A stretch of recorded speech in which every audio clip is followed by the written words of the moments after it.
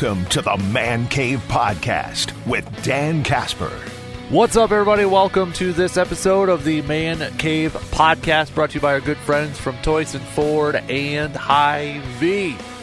Dan Casper here with you as always. We are going to talk a little football in this episode of the podcast. A little Packers football. The initial roster is set, right? The initial roster is set for the Packers. We use the word initial because it still could change before they take on the Eagles on September 6th.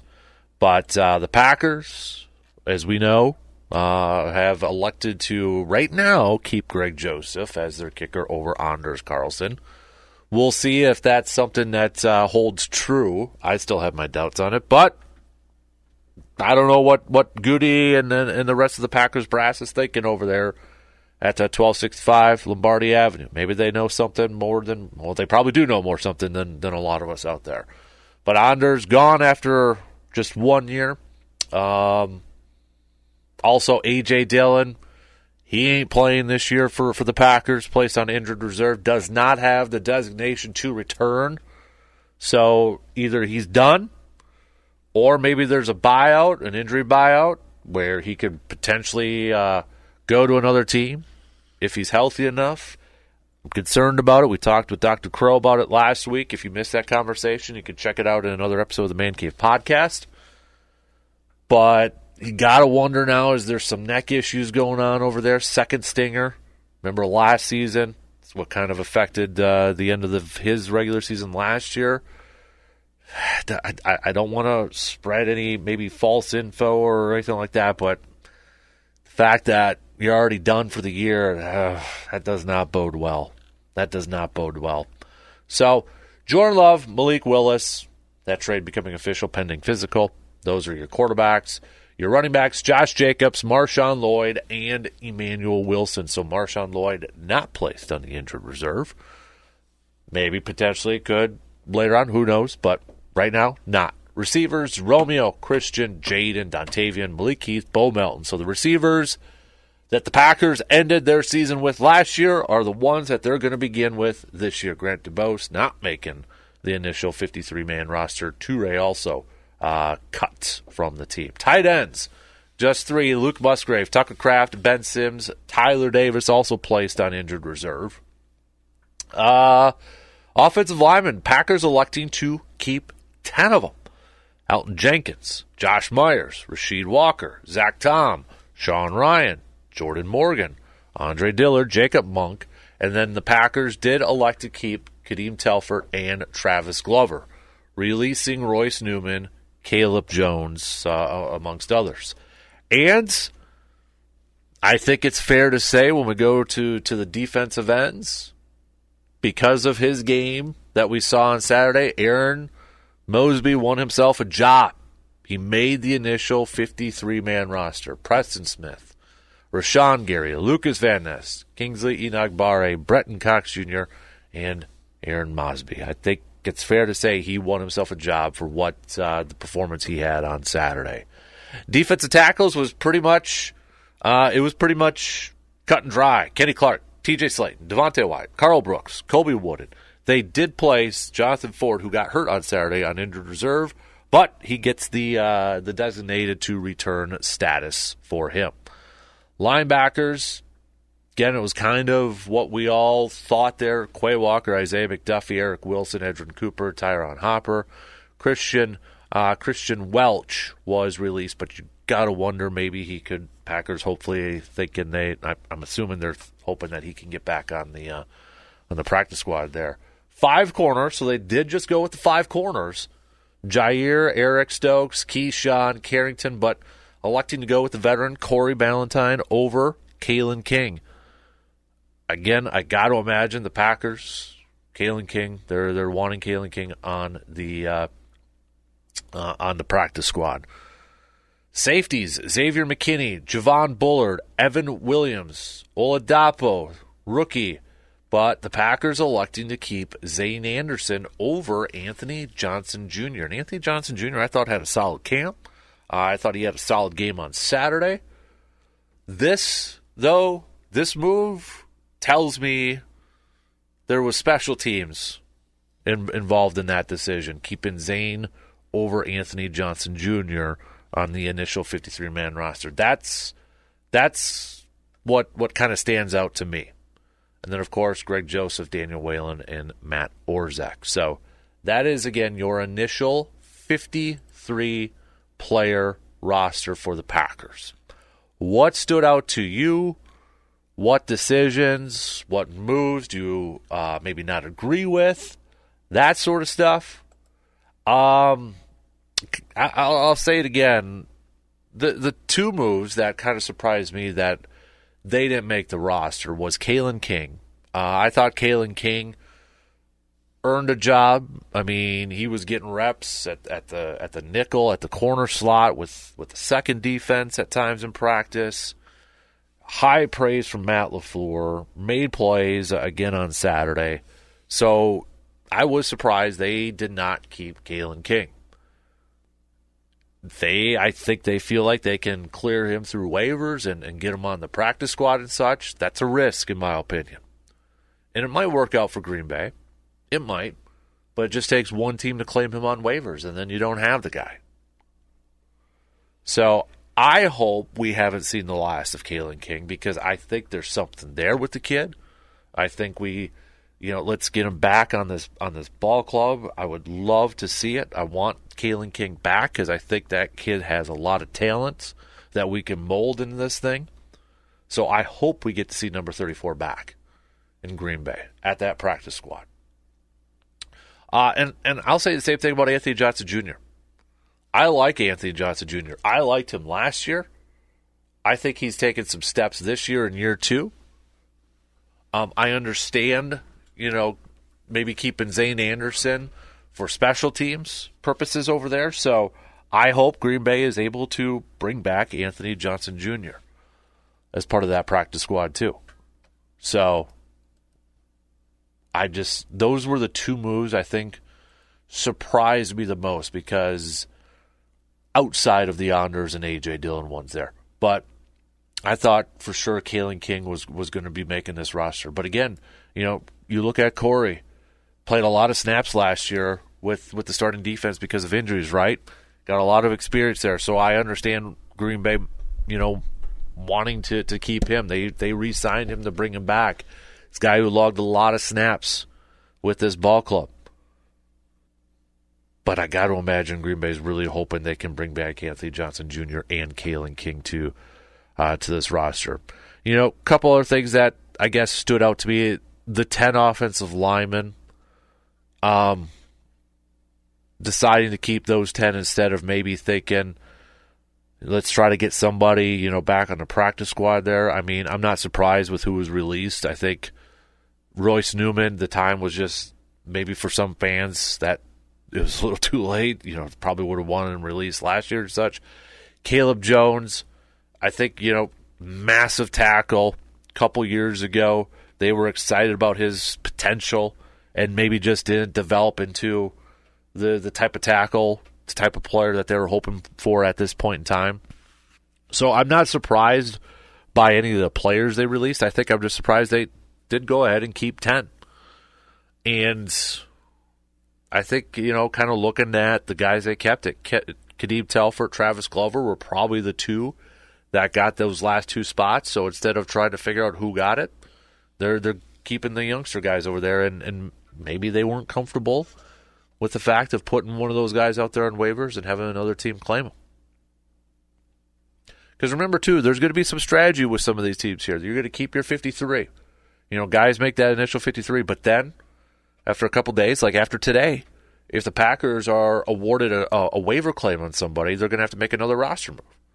So if they've put a claim in on somebody or a couple players and they're awarded those guys, well, you're going to have to release a couple guys after that. So I don't want to give the impression that this is the final 53, because let's give it a day or two here too. And maybe one of those guys that could be that odd man out. If the Packers are awarded somebody on waivers that's not a kicker, could be one of those back-end offensive linemen. Receivers, I don't think there's a big surprise. I think they would love to have Grant back on the practice squad. He did a lot of good stuff in the preseason. Obviously, that first game stood out. But I think, Bo Melton coming back from that game against the Browns, that first game with a couple drops, and knowing what he did last year boded well for him. Malik Heath having a solid game. I think that just kind of solidified that. And, Grant, hopefully, will be back on the practice squad there. Marshawn Lloyd, him not getting the injured reserve designation, I think kind of tells us a little bit that maybe he's close, that the hamstring injury wasn't too serious, and I would imagine that he's going to be practicing and such at some point soon, because they just kept those three running backs. They elected not to keep Merriweather or McCrary. And again, I think Merriweather is a prime practice squad candidate over there. But Emmanuel Wilson, of course, I think the more we, after the Lloyd injury and then A.J. Dillon going through that stinger, I think it was pretty much a foregone conclusion that Emmanuel Wilson was going to make this team. So not a big surprise over there. And, again, Anders getting released after a second year. I still feel like there's going to be a different kicker other than Greg Joseph. I think he's on the roster right now. Whether the Packers put a waiver claim on another kicker or make a trade, I feel like eventually that's going to happen. That's just my gut. That's just my gut right now. And again, the A.J. Dillon situation, it sucks. A fan favorite. He's my kid's favorite player. I was excited to see potentially a new role for him within this offense. The dude slimmed down, didn't lose any weight, just actually gained more muscle and less fat. So, he was even there. He looked quicker. I was excited. Are we going to have like an H-back role kind of with A.J. Dillon this year? Add a little bit more, versatility or a different element to within this offense. So, it sucks. It sucks that A.J. Dillon's season's over with before it even started, and potentially his Packers career. The mayor of Door County. For crying out loud, you can say what you want about the last couple of years performance-wise. Yeah, they weren't up to that level that we all thought and he thought and the team thought. After having a solid or very good second year, it's like, all right, year 3, here we go. I didn't really get up there. Year 4, here we go. No. So, yeah, definitely it was a little disappointing production-wise, numbers-wise, but other than that, A.J. Dillon was easily a fan favorite, and from all accounts, a guy that everybody on that team, especially the coaches, Matt LaFleur was just raving about him heading into this camp and throughout camp and such before that injury. Obviously a very good friend of Jordan Love's, too. So it stinks that we're not going to see 28 out there on the field. And I was just, I really believe if he would have stayed healthy, if he could have been healthy, that could have been a different element within this offense. We were seeing it in a practice with him and Jacobs lined up in the backfield at the same time. It stinks. But one thing I want to point out, and again, this is just my opinion, but yesterday we saw Brian Gutekunst release 2 guys that were entering their second years, 2 draft picks that were entering their second years. Sean Clifford and Anders Carlson. I think at times, Goody has been labeled as a first of all, yes, he is a Ted Thompson disciple, but I think he has at times been unfairly labeled that he does everything just like Ted Thompson. I think it's fair to say, and I think it's accurate to say Ted Thompson at times would hold on to his draft picks maybe a little too long. Guys that he drafted, if it wasn't working out, maybe he held on to them just a little bit too long because that was his draft pick. So they got the benefit of the doubt. And I think that at times, Goody has been unfairly compared to that. And, you could look at a guy like a Royce Newman and be like, well, look what it was Royce Newman. Yeah, that's a great example, and I won't argue with that. But I look at what some of the moves he made yesterday, where Sean Clifford was a mid-round pick, gone. Anders Carlson heading into his second year was a pick, gone. To me, what that kind of told me, though, too, and I get it, it's a backup quarterback, and kicker's a little bit more important right now. Green Bay ain't messing around. They ain't messing around. They're not screwing around. And I think they've kind of set this level that you either perform at a high level or you're out. And we can look at the last couple of years, too, and there's examples of Goody showing that, okay, you're a draft pick, but after a couple of years, if you haven't shown us something that there's improvement there or there's something there that you can play at a high level, you're out. J.K. Scott, out after, a year or two? So there's plenty. In fact, more examples of Goody not holding on to his draft picks if they're not playing well after a year, after a couple of years. That they don't necessarily get the benefit of the doubt after a couple of years. First year, yeah. I think in the first year, you want to see these guys have a chance. You use your draft picks on them. You want to see them in their first year. But after that, you don't start to see that improvement. You don't start to see them, performing at a high level. You're out. Next man up. And I think part of that is, too, that they really believe, and rightfully so. We all believe it, too. A lot of us believe it. A lot of national people believe it. This is a team with Super Bowl goals, Super Bowl aspirations, Super Bowl talent. They're in a tough division. They know what's at stake. So it's not like we're going to make everybody happy. We're going to keep the guys that we drafted and such and roll with that. It's the top 53. We talk about Matt LaFleur saying the 5 best will play on the offensive line, right? The 5 best will play.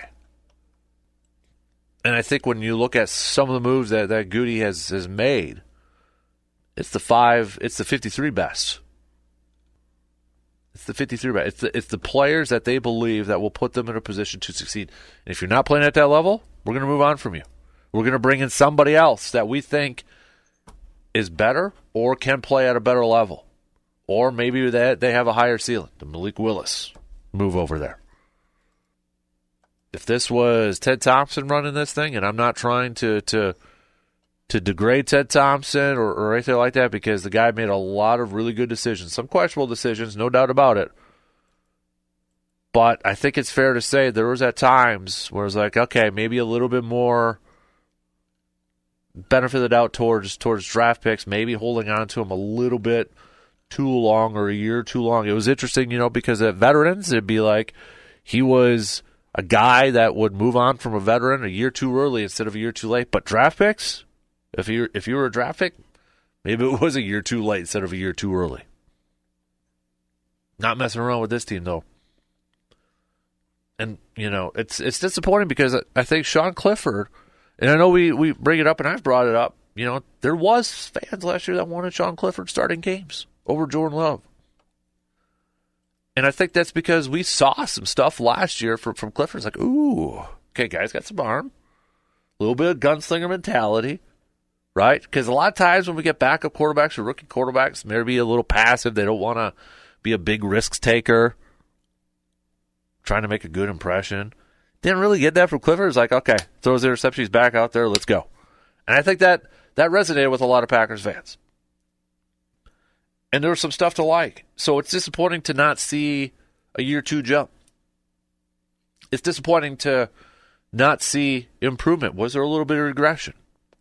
All right, that is going to do it for us on this episode of the Man Cave Podcast, brought to you by Hy-Vee and Toyson Ford. And don't forget to check out the Resonance Branding Company, Swag Cave. That's in the podcast description.